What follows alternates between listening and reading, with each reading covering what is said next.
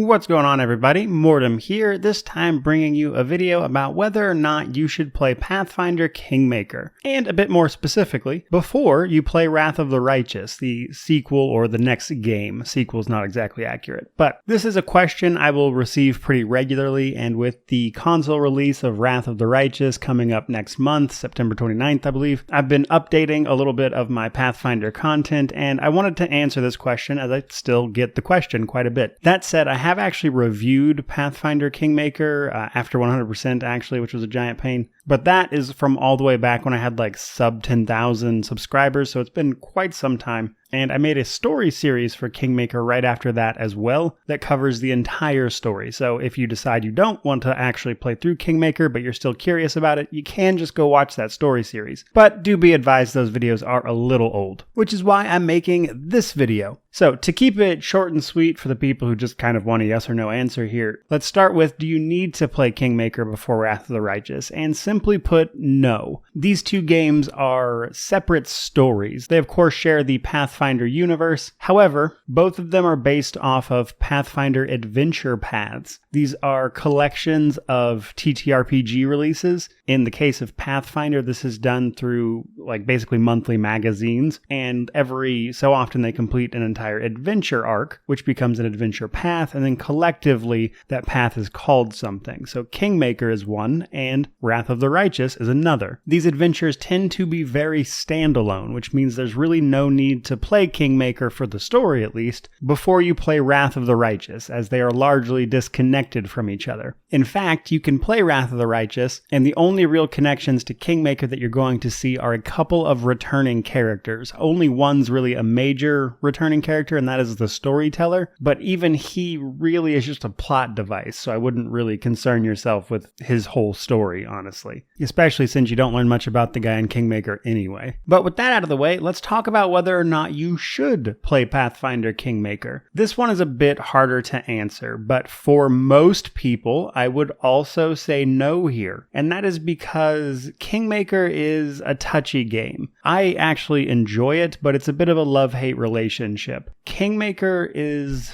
honestly a pretty good CRPG, but some of the design of that game can make it honestly kind of stressful to play. And it's a game that if especially you expect to actually finish, is really going to take some commitment on your part. For starters, almost everything in Kingmaker is timed. Now, these timers can actually be pretty generous if you know what you're doing, but if you're new to the Pathfinder series and you're learning the system as you're playing through Kingmaker, you're probably going to have a bad time with those timers. And then there's the actual kingdom management, which also involves a lot of timers in and of itself. Some people like the kingdom management aspect of the game. I honestly wasn't a huge fan of it. I think it's clunkier than it really should be, and it takes away from the experience of this particular game. But there are some people who enjoy it quite a bit. So to kind of bring all that together, Pathfinder Kingmaker is a game that is, for starters, exceptionally long, especially for a first playthrough. You're probably looking at conservatively 70 to 80 hours, if not much longer. Second,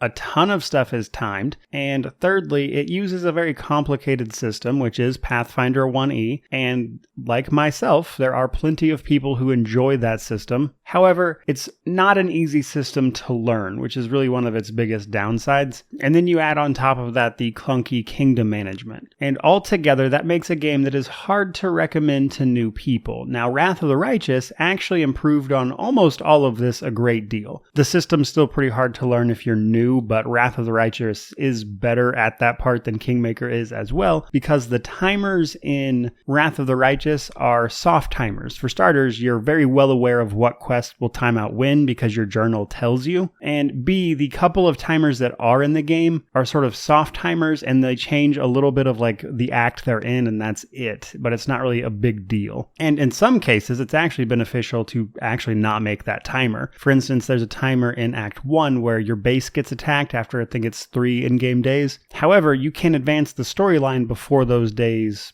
happen, which means in Wrath of the Righteous, it's actually possible to miss some content that only crops up after that timer expires and your base gets attacked, because that will actually change a few things on one particular map that you can go then explore and check out, but only if you miss that timer. Whereas a lot of the timers in Kingmaker either result in complete quest failure or a straight up game over. Now, this can be alleviated a little bit through the Kingdom Management auto mode. I would tell you for Kingmaker, this is a little touchy. This is also present for Wrath of the Righteous's Crusade mode, which is similar to Kingdom Management, but the auto mode in Wrath of the Righteous works a lot better, and it prioritizes things like your mythic path and story related stuff that's important, whereas Kingmaker has a lot of trouble doing that efficiently. Now, another option for Kingdom Management is to just set it to where failing Kingdom Management can never actually cause a game over, which is also a pretty helpful option. All of this said, to kind of just wrap all of this up, should you play Pathfinder Kingmaker? If you're new to the Pathfinder series and you're just trying to get into it, honestly, I would skip straight to Wrath of the Righteous. It is, in my opinion, a much better game. It is much easier to play. It's less stressful to play, honestly. However, that does not mean Kingmaker is a bad game. Quite the opposite. Kingmaker is a very good game, but it's kind of exacting in what it expects of you. And if you're not prepared to do those things, you're gonna have a bad time. And combine that with an exceptionally long game, and you have a game that honestly most people do not finish. In fact, something like 93% of people who play Pathfinder Kingmaker do not beat the last boss, if that gives you any idea. But if you are willing to put up with those things and get through it, I do think that Kingmaker can be a rewarding experience. And if anything, it's actually really cool to see them go from Kingmaker to Wrath of the Righteous and just how much it improved. But very broadly speaking, I would tell you only play Pathfinder Kingmaker if you are just in love with CRPGs and need to play them all, like someone like myself. Because for most people, I honestly think you're just better off skipping to Wrath of the Righteous. But that said, Pathfinder Kingmaker is super cheap. You can actually pick it up on sale for like $10 sometimes. So if I haven't scared you off yet, maybe consider giving it a shot when you can pick it up on the cheap. But that's all I've got for you guys today. Hope you enjoyed the video. If you did, like, comment, subscribe, all that YouTube jazz. Hope you enjoyed it. Thank you so much for watching. I really do appreciate it. May you wander in wisdom and have an amazing day.